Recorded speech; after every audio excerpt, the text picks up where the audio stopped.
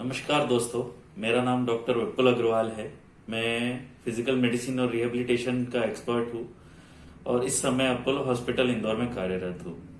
उम्मीद है इस समय कोरोना की इस दूसरी लहर में आप सभी संक्रमण से बचे हुए होंगे, अपने घर में सुरक्षित होंगे। दोस्तों, आज का जो वीडियो है यह पेरिफेरल न्यूरोपैथी पर है।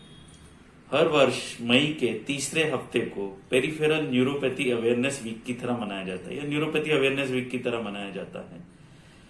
आज हम न्यूरोपैथी पर ही बात करेंगे कि न्यूरोपैथी क्या है, किस तरीके से होती है, क्या रिस्क फैक्टर्स है और क्या इसका इलाज है। तो सबसे पहले न्यूरोपैथी क्या है। न्यूरोपैथी आपको किसी भी लक्षण की तरह शुरू हो सकती है। आपके शरीर में सुनपन, झिनझिनी, हाथ पैरों में कमजोरी, आपका ब्लड प्रेशर के चेंजेस, आपके लेट्रिन पेशाब का कंट्रोल छूट जाना, ये सब न्यूरोपैथी के लक्षण हो सकते हैं। न्यूरोपैथी किसी भी टाइप का नर्वस सिस्टम में कोई भी टाइप की परेशानी के उत्पन्न होने पर होती है। सबसे कॉमन न्यूरोपैथी होती है जो हाथ पैरों में होती है, धीरे धीरे होती है, प्रोग्रेसिव होती है, धीरे धीरे बढ़ती जाती है। इसे हम पेरिफेरल न्यूरोपैथी बोलते हैं। न्यूरोपैथी के कई टाइप्स है, पर ब्रॉडली से दो टाइप्स में क्लासिफाई किया गया है। यदि किसी एक जगह पर नस दबरी है या एक जगह की नस पर नुकसान पहुंचा है तो उसे मोनोन्यूरोपैथी कहा जाता है। और यदि वही चीज अगर हमारी कई जगह पर नसें दबरी है उसे पॉलीन्यूरोपैथी कहा जाता है। और पॉलीन्यूरोपैथी एक मोर कॉमन या ज्यादा सामान्य तौर पर पाया जाने वाला लक्षण है या ज्यादा सामान्य तौर पर पाई जाने वाली बीमारी। लक्षण न्यूरोपैथी के कई सारे लक्षण हैं। यह डिपेंड करता है कि किस टाइप की न्यूरोपैथी, किस टाइप की नसों पर आपका डैमेज पड़ रहा है। नसें तीन टाइप की होती है, मोटर, सेंसरी, ऑटोनॉमिक। मोटर जो आपके हाथ पैर, मुझे ये उंगली से चीजें पकड़नी है तो ये जो ग्रिप है इसके लिए मेरी मोटर नस से काम करेगी। मैंने अपने आप को छुआ, वैसे ही मैं किसी चीज को छूता हूं या आप मुझे छूते हैं तो जो लक्षण, सेंसेशन आपके ब्रेन तक नसें लेके जाती है उसे सेंसरी नर्व्स बोलते हैं। तो यदि उनमें नुकसान पहुंचता है तो सेंसरी न्यूरोपैथी होती है। और एक तीसरी टाइप की न्यूरोपैथी होती है जो आपके ऑटोनॉमिक लक्षणों को देखते हैं। ऑटोनॉमिक लक्षण मतलब ब्लड प्रेशर का कंट्रोल, लेट्रिन पेशाब पे कंट्रोल आना, आपकी पसीना, हाइड्रोसिस वगैरह जो बोला जाता है कि स्वेटिंग कितनी होनी है, आपकी बॉडी का टेम्परेचर का रेगुलेशन कैसा होना है, ये सब ऑटोनॉमिक नसें देखती है। न्यूरोपैथी के लक्षण में जो कॉमन लक्षण है वह होते हैं टिंगलिंग मतलब हाथ पैरों में झुंझुनी होना, नमनेस मतलब सुनपन आना, आपका कोऑर्डिनेशन पुअर होना। हमें चलते समय हमारा शरीर एक बैलेंस बना के रखता है, हम लहराते नहीं है, गिरते नहीं है। हम किसी चीज को पकड़ते हैं तो हमारे हाथ कोऑर्डिनेट करते, तो यह कोऑर्डिनेशन पुअर होने का भी कई केसेस में न्यूरोपैथी के कारण होता है। पैरेस्थीसिया, किसी भी चीज का दर्द जो सामान्य से ज्यादा हो, आपको किसी चीज से ऐसे टच करा और आपको बहुत तेज दर्द हुआ। अब यह एक नॉर्मल टच है, लेकिन यदि इसके करने पर भी आपको बहुत ज्यादा तेज दर्द हो रहा है तो यह पैरेस्थीसिया है। यह एक नॉर्मल सेंसेशन से अलग चीज है और इसका कारण न्यूरोपैथी होती है। ऑटोनॉमिक में जैसा मैंने बताया कि लेट्रिन पेशाब पे कंट्रोल छूट जाना, डाइजेशन प्रॉपर नहीं होना, पसीना बराबर रेगुलेट नहीं होना, गर्मी ज्यादा लगना, काफी ज्यादा पसीना आना या पसीना बिल्कुल नहीं आना, उसके अलावा आपका ब्लड प्रेशर फ्लक्चुएट होना। अब डॉक्टर को कब देखना है? जब यह लक्षण आपके दैनिक दिनचर्या को प्रभावित करने लगे, उस समय आपको एक चिकित्सक की सलाह की जरूरत पड़ती है। आपकी नसों में दर्द ज्यादा है, आपके हाथों का कोऑर्डिनेशन छूट रहा है, लेट्रिन पेशाब पे कंट्रोल छूट रहा है, तो उस समय आपको एक डॉक्टर की सलाह, एक चिकित्सक की सलाह लेनी जरूरी है। कारण न्यूरोपैथी के कारण बहुत सारे हैं, जिसमें दो टाइप से क्लासिफाई किया गया है। एक होते हैं जेनेटिक या हेरिडिटरी, आपके घर में किसी को है, आपको उससे मिल गई। दूसरे होते हैं एक्वायर्ड।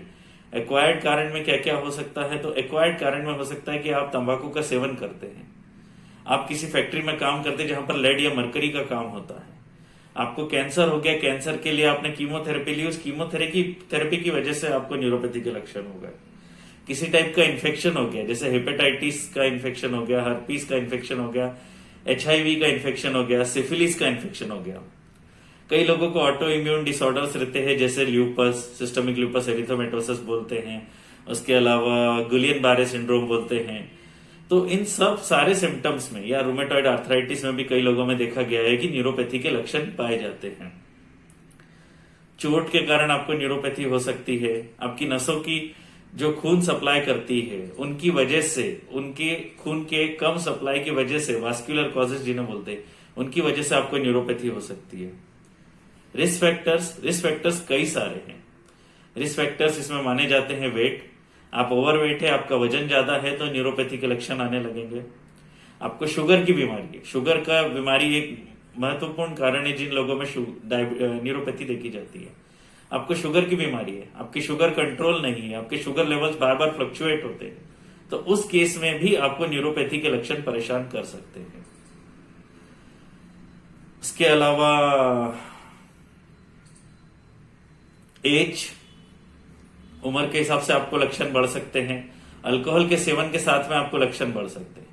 अब यह सारी चीजों की वजह से जो लक्षण बढ़ते हैं न्यूरोपैथी के, यह सब मॉडिफाइबल फैक्टर्स है। आप इन सबको चेंज करते हैं तो ऑटोमेटिकली आपकी न्यूरोपैथी के लक्षण कंट्रोल में आ जाते हैं। तो प्रिवेंशन पे यदि हम बात करें कि न्यूरोपैथी को कैसे प्रिवेंट कर सकते हैं, तो एक हेल्दी लाइफस्टाइल के साथ आप न्यूरोपैथी को प्रिवेंट कर सकते हैं। आप अपना वेट कंट्रोल रखिए। यदि आपको डायबिटीज है तो शुगर की बराबर मेडिसिन लेते रहिए, आपकी शुगर को कंट्रोल में रखिए। यदि आपकी डाइट पुअर है तो डाइट को बेटर करिए। एक विटामिन है जो न्यूरोपैथी में कॉमनली इंक्रिमिनेट किया जाता है, जिसे महत्वपूर्ण कारण माना जाता है कि यह इसकी कमी की वजह से न्यूरोपैथी होती है, जिसे हम बोलते हैं विटामिन B12। विटामिन B12 की कमी हमारे भारतीय संक्षेप में देखें तो काफी सारे लोगों में देखी गई है। तो भारतीय जनता में जो ये विटामिन B12 की कमी देखी गई है, इसकी वजह से न्यूरोपैथी के लक्षण काफी सामान्य तौर पर देखे जाते हैं। उसके अलावा कई लोगों को अल्कोहल का सेवन करने की आदत है, तंबाकू का सेवन करने की आदत है। तो यदि आप ये सब करते हैं तो या तो इन्हें पूरी तरीके से छोड़ने की कोशिश करें या इन्हें धीरे धीरे रिड्यूस करने की कोशिश करें, ताकि आपकी न्यूरोपैथी के लक्षण कंट्रोल आ सके। ट्रीटमेंट, न्यूरोपैथी का ट्रीटमेंट एक बहुत इंपॉर्टेंट ट्रीटमेंट है जो आपको आगे चल के किसी भी टाइप का लकवे, वीकनेस, पैरालिसिस, किसी टाइप का घाव बनने और किसी भी टाइप के दर्द को जो आपकी दैनिक दिनचर्या को प्रभावित करता है, उससे बचने के लिए इसका इलाज जरूरी है। न्यूरोपैथी के इलाज के कई सारे चीजें हैं। सबसे पहला माना जाता है, सबसे पहले तो हम ये देखेंगे न्यूरोपैथी को इलाज में डायग्नोसिस कैसे किया जाता है। तो डायग्नोसिस के दो पार्ट होते हैं हमेशा। हिस्ट्री, आपके पुराने लक्षण, आपकी शुगर की, आपके अल्कोहल की, स्मोकिंग की पुरानी हिस्ट्री के बेसिस पर डिसाइड किया जाता है कि आपको न्यूरोपैथी किस कारण से हो सकती है। और दूसरा होता है फिजिकल एग्जामिनेशन। फिजिकल एग्जामिनेशन में आपका सेंसेशन का टेस्ट किया जाता है, आपके मोटर टेस्ट या हाथों की ताकत को चेक किया जाता है। उसके अलावा मोटर टेस्ट के अलावा इसमें कुछ विशेष टेस्ट होते हैं जिन्हें हम बोलते हैं एनसीवी, नर्व कंडक्शन स्टडीज होती है, जिनके साथ हम न्यूरोपैथी को जान सकते हैं। नर्व बायोप्सी होती है, स्किन बायोप्सी होती है। इन सब चीजों के साथ में हम आपकी नसों पर कितना डैमेज पहुंचा है, आपकी नसों पे कितना आगे डैमेज पहुंच सकता है, कहीं कंप्रेशन है नसों के अंदर, कहीं दबाव पड़ रहा है, हम इन सब चीजों को देखते हुए इन जांचों के बेसिस पर आपके ट्रीटमेंट को डिसाइड कर सकते हैं। सीटी स्कैन होता है, एमआरआई होता है, यह भी कई जगह पर महत्वपूर्ण है न्यूरोपैथी के लक्षण या न्यूरोपैथी के कारण को जानने के लिए। ट्रीटमेंट, न्यूरोपैथी का ट्रीटमेंट कई भागों में डिवाइड किया गया है। सबसे पहला होता है पेन किलर या एनसेड जिन्हें बोलते हैं, या दूसरे भी पेन किलर्स आते हैं। तो एनसेड हमारे नसों के आसपास सूजन खत्म करते हैं, उनके साथ में हमारा दर्द कम होता है। स्टीरॉइड के साथ नसों के आसपास की सूजन को कम किया जाता है। और स्टीरॉइड एक दो धारी तलवार है, इनकी वजह से भी न्यूरोपैथी हो सकती है। तो इनका जजिशियस या इनका बिल्कुल जो इस्तेमाल है उसे बहुत सावधानी से करना पड़ता है। दूसरी क्लास ऑफ ड्रग्स रहती है एंटी इपिलेप्टिक्स। एंटी इपिलेप्टिक्स वह दवाइयां है जो इपिलेप्सी या मिर्गी के दौरे में दी जाती है, पर देखा गया है कि लो डोसेजेस में कई बार यह दवाइयां न्यूरोपैथी के लिए भी मदद करती है। प्रीगेबलिन, गाबापेंटीन, ऑक्सकार्बाजिपिन, यह सब दवाइयां आपकी एंटी इपिलेप्टिक्स भी है और न्यूरोपैथी की भी मेडिकेशन है। विटामिन की गोलियां जैसे विटामिन B12 के सप्लीमेंट्स, फॉलिक एसिड के सप्लीमेंट्स, यह सब आपकी नसों के ऊपर होने वाले डैमेज को रिवर्स करने में मदद करते हैं। एक इंपॉर्टेंट क्लास ऑफ ड्रग्स है जो साइकेट्रिस्ट यूज करते हैं अपने डिप्रेशन या दूसरी बीमारियों में, जिन्हें हम एंटी डिप्रेसेंट्स बोलते हैं। तो यह anti depressant, tricyclic anti depressant, SSRI, इस टाइप की कुछ दवाइयां रहती है जैसे एमिट्रिप्टिलिन, डुलोक्सेटिन, पेरोक्सेटिन। तो इस किस्म की दवाइयां जो रहती है, यह दवाइयां हमारे न्यूरोपैथी के लक्षण को कम करने में मदद करती है।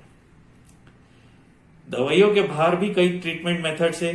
फिजियोथेरेपी, अगर नसों पे कहीं से डैमेज पड़ रहा है या उनमें वीकनेस आ रही है तो फिजियोथेरेपी उस वीकनेस को रिवर्स करने में मदद करती है। कहीं पर दबाव पड़ रहा है तो उस दबाव को कम करने में मदद करती है। टेंस एक इंपॉर्टेंट मेथोडोलॉजी है। TENS transcutaneous electrical nerve stimulation होता है। टेंस के थ्रू नसों के दर्द को कम किया जाता है। नसों के ऊपर होने वाले डैमेज की वजह से जो सुनपन, झंझनाहट, जलन, इस तरीके के जो सेंसेशन आते हैं, इनको कम करने में मदद मिलती है। कई केसेस में देखा गया है कि सर्जरी भी नसों के ऊपर होने वाले दबाव को कम कर देती है। एक स्पेशल मेथोडोलॉजी है जिसमें हम नर्व ब्लॉक्स लगाते हैं। कई बार नसों के अंदर का डैमेज इतना ज्यादा हो जाता है कि दवाइयों के साथ रिवर्स नहीं होता और बहुत सारे पेशेंट सर्जिकल कैंडिडेट नहीं होते। तो ऐसे केसेस में हम उन नसों के आसपास ब्लॉक लगा देते हैं जिन्हें पेरिफेरल नर्व ब्लॉक्स बोलते हैं। इन नर्व ब्लॉक्स के थ्रू हम उस पेन को कम करते हैं और आपके जीवन को और बेहतर बनाते हैं। न्यूरोपैथी को यदि आप इग्नोर करते हैं, इनके लक्षणों को अवॉइड करते हैं, तो आगे चल के आपको गैंग्रीन, एम्प्यूटेशन मतलब पैर का या आपके उस हिस्से का जिसमें आपको परेशानी उसका कट जाना, एक घाव जो कभी हील नहीं हो, जिन्हें प्रेशर सोर्स या वुंड बोलते हैं, बेड सोर्स वगैरह बोलते हैं, यह हील नहीं होना, इस तरीके की कॉम्प्लिकेशन डेवलप हो सकती है। तो यदि आप न्यूरोपैथी के लक्षणों से परेशान हैं, आपको ऐसा लगता है कि मुझे झंझनाहट वगैरह है, आपको ऐसा लगता है कि मुझे लंबे समय से डायबिटीज है, लंबे समय से तंबाकू का, अल्कोहल का सेवन है, कोई लंबी बीमारी है सिस्टमिक जिसके साथ में परेशानियां आ सकती है, तो तुरंत अपने चिकित्सक से संपर्क करें। न्यूरोपैथी का डायग्नोसिस, न्यूरोपैथी का क्लिनिकल ट्रीटमेंट एक पीएमआर फिजिशियन बहुत बेहतर तरीके से कर सकता है। आपकी क्लिनिकल हिस्ट्री, आपके डायग्नोसिस, आपके लैब टेस्ट, आपकी दूसरी इन्वेस्टिगेशंस, एमआरआई, सीटी, सब चीजों का एक समन्वय होता है। उन सब चीजों को रीड करते हुए पेरिफेरल न्यूरोपैथी के लिए आप किसी भी फिजिकल मेडिसिन और रिहेबिलिटेशन एक्सपर्ट से मिल सकते हैं। उम्मीद है आपको मेरा ये वीडियो पसंद आया होगा। यदि आपको ये वीडियो अच्छा लगा तो इसे शेयर करें, सब्सक्राइब करें मेरे चैनल को। और अभी जैसा कि कोविड चल रहा है तो अपने घरों में रहे, सुरक्षित रहे, मास्क, सोशल डिस्टेंसिंग और सैनिटाइजेशन का पूरी तरीके से पालन करें और किसी भी किस्म की चिकित्सक सलाह की जरूरत हो तो तुरंत संपर्क करें। धन्यवाद।